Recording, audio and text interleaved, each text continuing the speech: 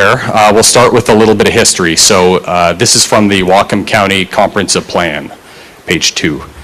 In 1992, an attempt was made to incorporate Birch Bay. However, it was defeated by the voters.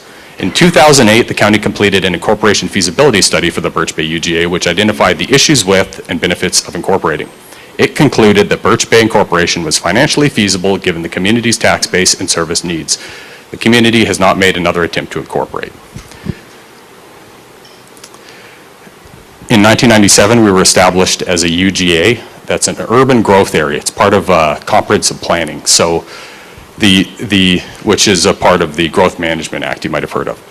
So the Growth Management Act, the purpose of that is to restrict development to cities and urban growth areas and to protect rural areas from becoming overdeveloped.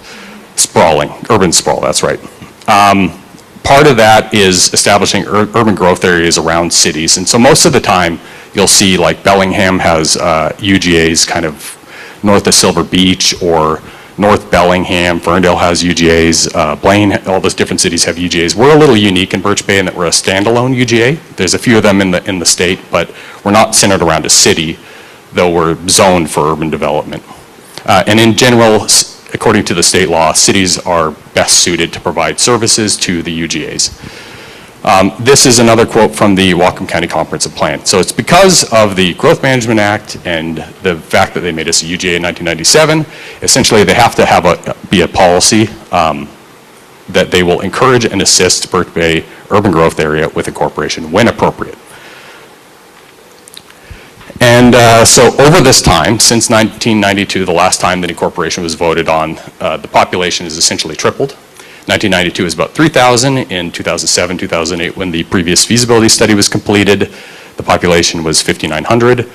Right now, the Office of Financial Management, Small Areas Estimates Program, estimates the population of the UGA to be about 8,900 or about 9,000.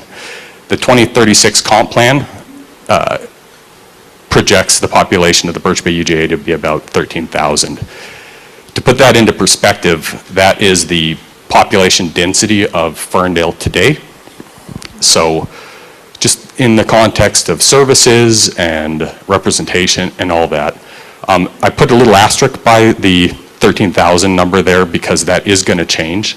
The comprehensive plan is being updated right now that projects growth out to 2045. And so it's going to be, I think it's a tad higher, but it's over a longer period of time. So they're going with more of a median growth estimate versus kind of a high one. Next slide, please. So, given that our population has nearly tripled since the last time this was put to a vote, it makes sense that we're revisiting this topic. So the way we decided to go about this was essentially forming this Birch Bay Incorporation Association group. If you look at our bylaws, the way we're structured is to anybody can be a part of it who lives here, owns property here, has a short-term rental here, owns a business here, works here, that kind of thing. Because if this does go to a vote, only registered voters within the proposed preliminary boundaries can vote on that. We wanted to provide an opportunity for people who might not be able to vote on this but have an interest in it to have a say in the or a voice in the conversation. So our stated purpose, which we adopted 2 years ago about today, is to explore and if found feasible, advocate for incorporation to give residents of Birch Bay more direct control over the future of their community. BBIA will accomplish this by creating an inclusive, nonpartisan process to explore the creation through incorporation of a future city of Birch Bay, promoting a feasibility study and community engagement, soliciting feedback, information sharing, and serving as a liaison with County, State, and Boundary Review Board.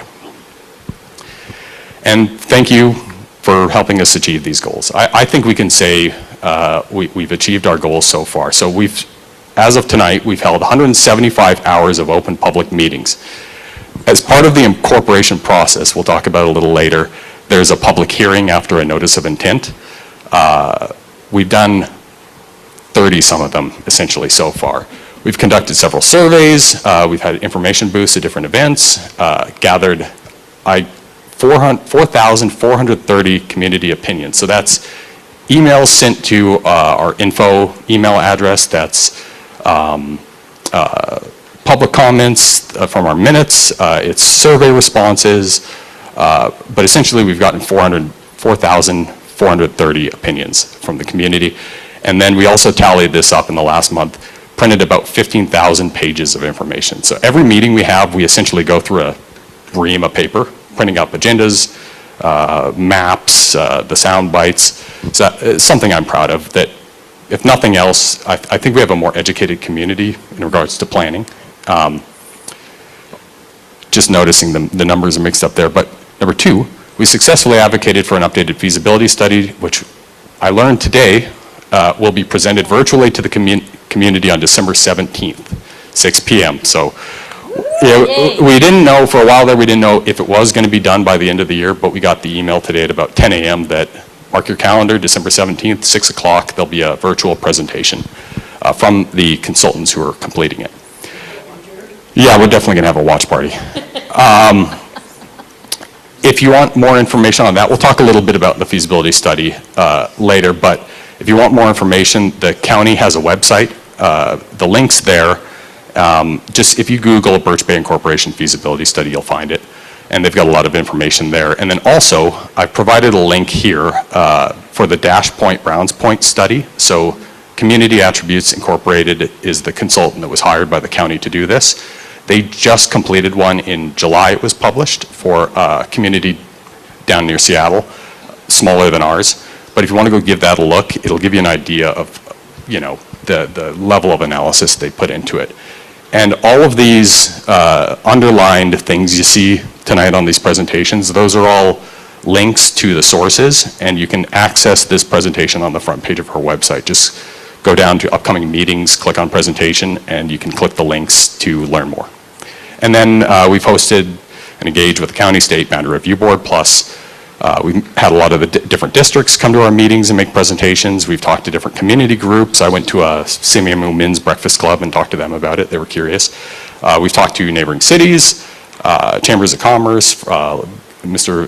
Viss from Linden came out and talked to us. And then also, Michael's led a bunch of conversations with homeowners associations. So any HOA that we've been able to get a hold of, we've gone to a meeting of theirs and talked and taken questions and done surveys there. So next slide, please. Regarding timeline, takes a lot more time than you think. So we are essentially at step one in the process here. What you see on the screen is a soundbite that was put together by the Communications Committee in collaboration with the Research and Feasibility Committee. But the process is organization, number one. A group like this gets together, talks, researches feasibility, that kind of thing. Number two, proposal. So if it's financially viable and people want to proceed, they issue a notice of intent to incorporate that kind of starts the process. There's a public hearing held within the boundaries, held by the county, so people can come and say their concerns, their hopes, ideas, that kind of thing. And then there's a petition process where the noticers have to collect 10% of signatures from 10% of the registered voters within the proposed preliminary boundaries. That then, once it's complete, triggers a boundary review board process, which is a committee that has folks from the county and folks from the state, and they look at, you know, effect on utilities, environmental considerations, effect on neighboring jurisdictions. There is a huge RCW that goes over all of the different things they look at. Lisa was looking into this recently, and it's basically redoing the entire analysis, but the feasibility study will be super helpful. Then, after Boundary Review Board review, there's an election of all the registered voters within the area, and then if that's successful, it's still a year until the city opens its doors, 6 months after that until they elect representatives from within the boundaries, and then probably the first few years at the very least are setting up a new city. So I kind of feel like it's one of these things like second best time to plant a tree is today kind of a deal, because it's going to take so long. Next slide, please. So something I did to prepare for this meeting, we had these 4,400 instances of community feedback. I thought it'd be fun to put it into an AI platform and analyze it for common themes. So I'd been recommended Perplexity by Joan Connell. It's an advanced AI research platform, more credible, say, than ChatGPT, but I stuck everything we had into it and came up with the common hopes and the common concerns. So the hopes that were most frequently mentioned were local control, decision-making by locals focused on local needs, not countywide priorities. 2 was improved services, so more policing was a big one, public works, and then new amenities. 3 was fiscal accountability, so there's a strong desire to keep tax dollars in Birch Bay for local projects. The concerns, and these have been the 2 concerns since we started, were tax uncertainty, taxes going up to support a city, and then growth. A big one was respondents felt that if we incorporate, it's just going to lead to rapid development. So next slide, please. Now I'm going to go into a little bit of things that happened while we've been holding these meetings, because the executive committee has gotten fairly involved in, meetings at the county level, planning commission meetings. I helped with Dora Lee and others formed the Birch Bay Community Advisory Committee to try to get us a little bit more representation. And so it's been more than just researching feasibility and hosting these meetings and all that. But our property taxes have already increased. So in November 2024, Whatcom County used banked capacity to raise our property taxes by 2.7%. The annual maximum tax increase is 1%. But if they don't increase taxes for a couple of years, they can go, well, we're going to do by 3% because we haven't raised taxes in 2 years. So that happened last year. And then on November 5th of this year, Whatcom County proposed raising property tax levies by another annual maximum of 1%. They can't do more because they used the bank capacity last year. And then they proposed increasing the EMS levy by about 20% to collect previously uncollected revenue. Part of it is proposed diverting $1.15 million from the road fund to the general fund. So we pay a lot into the road fund. It's going to essentially leave less money for road maintenance in unincorporated areas. I was talking recently with someone, well, I think it was at an advisory committee meeting, but from Public Works. Basically this year, don't count on a snowplow. They don't have the money for it. So next slide. I brought a couple of videos because there were some interesting videos. I'll set it up first before you click play. But this is from November 19th, 2024, County Council meeting. This is when they were discussing using the bank capacity to raise taxes. There was a turnout of folks from all over who, were making public comment and everything. Councilmember John Scanlon, who's one of our at-large council members, asked a really good question. I think with us in mind, what the tax increases meant for folks in unincorporated areas and what the tax increases meant for people in the cities, because the cities still pay into the county's funds there. But yeah, here, play the video, please. Question for the executives team. So some of the communication we've seen today from folks who came and some of the emails we've been getting are talking about a certain percentage increase. What's the difference between folks who live in unincorporated county and folks who live in cities? Because there are certain funds where the county does not tax residents of cities. So for example, we heard tonight from a number of folks who live in Bellingham. We heard from folks in Linden. We heard from folks in other cities. What's that difference on the impact between unincorporated areas and cities?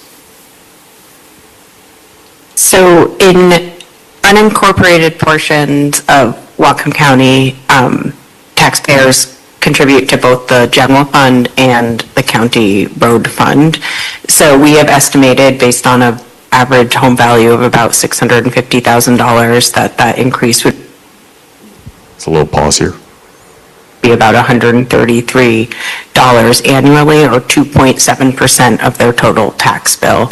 Again, the 11% number that's been quoted is only when looking at the portion of the bill that comes to the county, but their overall how much they would have to pay annually would increase by about 2.7%. If you're looking at a property in a city in Whatcom County, they don't contribute to the road fund.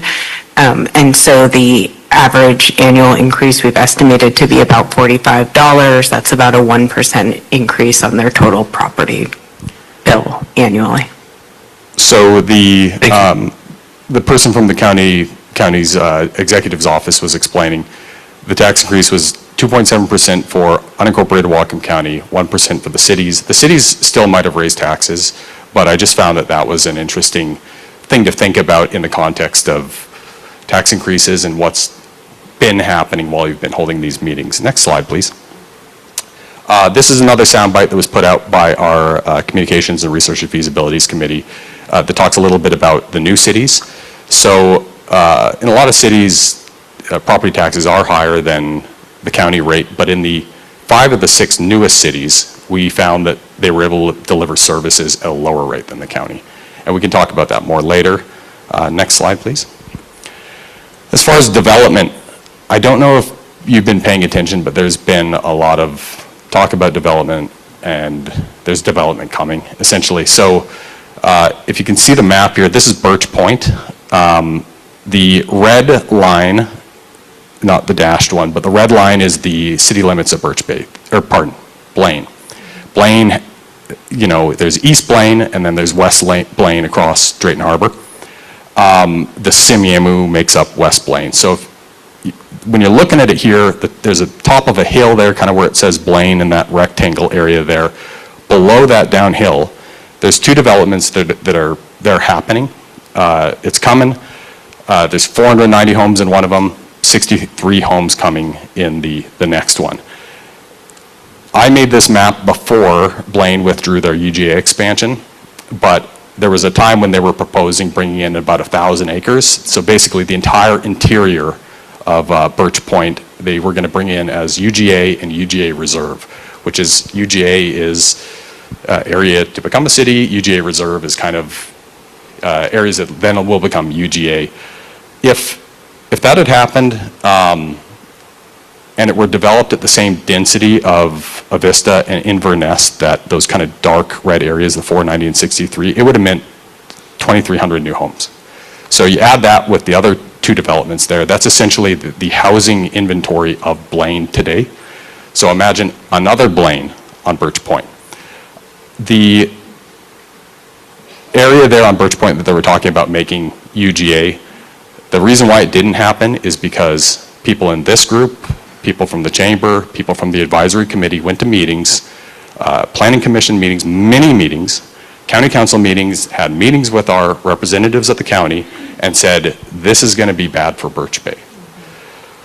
I left it on there just because we should talk about it, but the last point there, there's still 1,000 units planned for development in the Birch Bay UGA 2. And then the black on that map, the roads, I did an overlay with county roads just so you can get an idea. So all this development would leave Blaine via county roads that we pay for. Next slide, please. This was a letter to the editor from a Blaine City Council member, and I'm intentionally left the name out because I don't want to call these people out, but it's something that we should be aware of in Birch Bay. So this was in the Northern Light, August 6, 2025. They said, if west of Simiamu becomes a part of Blaine, then we can protect the wooded character of current Simiamu by ensuring wildlife corridors and ample landscape buffers between our current homes and the new development down the hill. So the way they were looking at it was, we're going to protect Simiamu, we're going to put all the new homes down by Birch Bay. Next slide, please. This is 2 images from a traffic study associated with just one of the developments that's happening. So they're projecting that this development of 490 homes is going to produce 3,500 daily vehicle trips, exiting and returning via Harborview Road and Lincoln Road. 2,600 of those trips will turn south towards Birch Bay, and less than 1,000 will go north towards Blaine. So Blaine doesn't have interlocal agreements with the county in regards to stormwater. They don't pay into the road fund for the county. So essentially, we would bear the costs of the traffic coming and going, and the water that would go downhill through Bayview, Horizon, Birch Bay Village, get pumped out into the ocean. So that's why it was a big concern to us. Next slide, please. It's not just the Blaine or the county or developers or whatever, the state's piling on us too. So in the eyes of the state, we are a city. There's 2 new housing laws that are meant to increase growth in cities and UGAs. When our state representatives wrote these laws, I doubt they thought of little standalone UGAs with 9,000 people like Birch Bay, but these laws apply to us too. So the first that I've been tracking for quite a while is this House Bill 1337 that has to do with ADUs. So it requires counties to allow at least 2 ADUs on single-family lots inside UGAs. And then it prevents excessive fees, no extra parking if you're within a certain proximity of a bus stop. Owner doesn't need to live there. It just opens the door to try to create more housing, affordable housing. People can condominiumize it. An ADU, good question. ADU is an accessory dwelling unit. So like a, 1,000 square foot apartment in your backyard kind of a thing. And it can be attached, it can be detached. The idea is just more housing.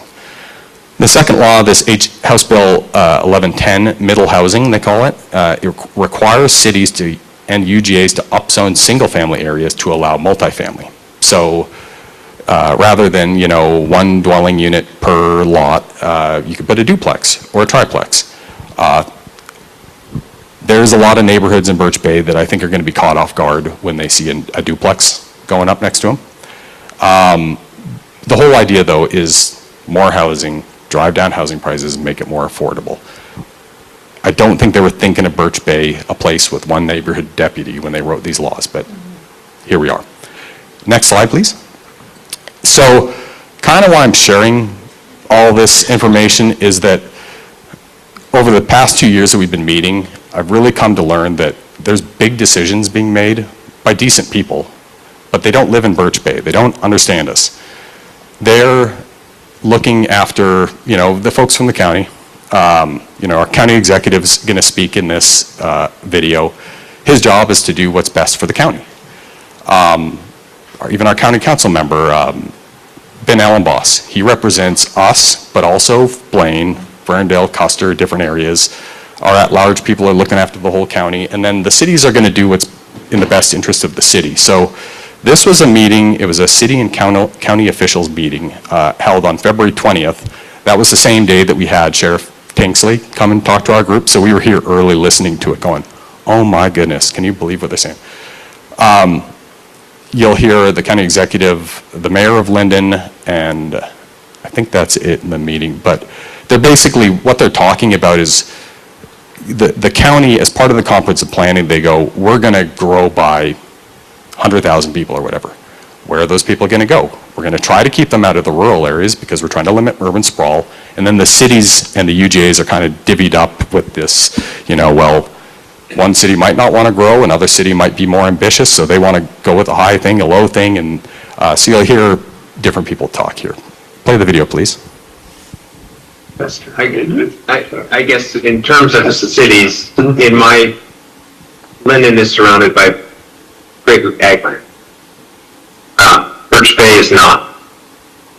We'd be a whole lot better off putting a lot more people in the Birch Bay area than around Linden, even though maybe that's not good for me in the long haul, but it's probably good for our community to locate people on less productive land as opposed to highly productive ag land. So the Birch Bay study, I think, was positive, and it was really a financial study. It said, is there enough tax base? If this thing incorporated, could it actually pay for itself? That was a study back in, 2008? Yeah, so I don't know. Yeah, so thing is, why, we shouldn't be obsessed with it has to be city. Like, there is no condition that has to be, it could be just, we can have 3 Birch Bays. What's wrong with that? Looks No, we can badly. Let me complete my statement. Over the last 20 years, we have learned so much what did we do wrong with the Birch Bay? What did we do wrong with the Columbia Valley, right? No, I So, don't. no, I know, because we are a county, Yeah. we know. Okay. Okay? What I'm saying is, after learning from that, why can't we develop a plan that next UGA, we will do a rural UGA, it will have the stormwater, traffic, and other things, because they were able to do that because they themselves decided to be a water and sewer district. That was the biggest thing, otherwise they would not have grown that much. Why don't we start with that? That you have to have a sewer, we will put 20,000 people, just picking a number. I know, I think, say things in visionary. I think the council is looking at me, give a specific plan with item number 1, item number 2. I'm not to that point yet. I'm to the point to sell my vision. That's why I talk like stories, because I want people to buy into that. So, Birch Bay, so if we take Custer, we say, we imagine that it will be a 20,000 people city in 25 years, whatever number we do. Then we put the things that we just discussed in our first question. The storm will be like this, sewer will be like this, and roads will be like this, standard and all this. It doesn't have to be. I mean, it is my interest that it should not be a city because we get all the tax revenue. That was the county executive saying it's in the interest of the county that Birch Bay not be a city so that, because they get all the tax revenue. And I don't mean to criticize our county executive or our county leaders. I do think sincerely that they are good people. They just have different priorities because they're responsible for different areas. Next slide, please. This is from July 20, and this is the last little clip I'll play, but it's an important one. This was an encouraging comment that was received, or said by Councilmember Ellenboss, and it was during a discussion of the 2025 feasibility study that we're going to be getting here December 17th. This was the first time that it was funded. The planning and development wasn't able to put together a request for proposals in the budget year 2024, so it had to be reapproved at the beginning of this year.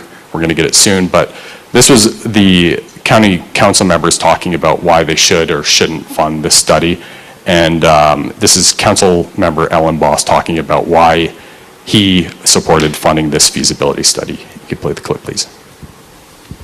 The majority of the concerns that people have are, I could sum them up, and I'm not even going to say the majority. I would be so bold as to say 100% of what folks call and complain to me about is related to the fact that they live in a city, but it doesn't have the infrastructure or the support of a city.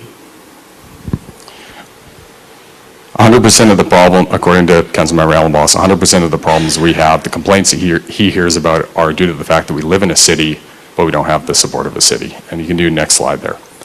I had to share that with you because I've been sitting on it for over a year, but this is the stuff that, besides these meetings and the surveys and all that kind of stuff that we've been paying attention to. And so going back now to that perplexity AI analysis that we did of the 4,400 comments, because it's almost Thanksgiving, I also asked it what were the top things that Birch Bay residents were most thankful for. So number one, natural beauty. A lot of people mentioned the bay, beaches, the sunsets, the wildlife. Two, strong sense of community and friendly neighbors. I agree with that. Easy access to outdoor recreation, like walking on the berm, biking, all the parks, water activities, boating, fishing, crabbing, all that kind of stuff. Local businesses that add character to the area. 5, a slower, more relaxed pace of life. I enjoyed that too. 6, active community engagement and residents who truly care about the future. And I think the efforts of this group and other groups in our community, I mean, it's apparent that we have great community engagement in Birch Bay. And 7, community events for strengthening ties and creating lasting memories. That's thanks to the Chamber of Commerce.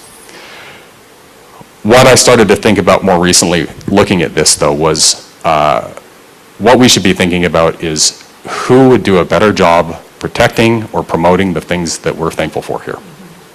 People who live here or people who don't at the county level. I still think that, our current representatives do care about the health of the Bay and stuff like that, but I don't think anybody would do a better job than us. So I know that sounds very pro-incorporation, and we're supposed to be fairly neutral, but to be perfectly honest with you, I wouldn't have started this group over 2 years ago if I didn't at least have a hypothesis that this was a good idea. And so the whole purpose of this group was to get people together. We've had people on the committee who came into it pro, came into it anti, people who were on the fence, a lot of people who were on the fence. Some folks have gone different directions, but the purpose of this group was to allow basically anybody who wanted to be a part of the conversation to do it and to kind of drive the discussion. And so I think we've done a fairly decent job of that for volunteers and with donations. So thank you for coming to these meetings. Thank you for volunteering your time to be a part of the steering committee, spending over 175 hours talking about this kind of stuff. Thank you to North Bay Community Church for hosting us. There's not a lot of places in Birch Bay where you can have meetings of this size. Chris for spending his Thursday nights running our stuff there in the back. We got a lot of people to thank, so yeah, appreciate it.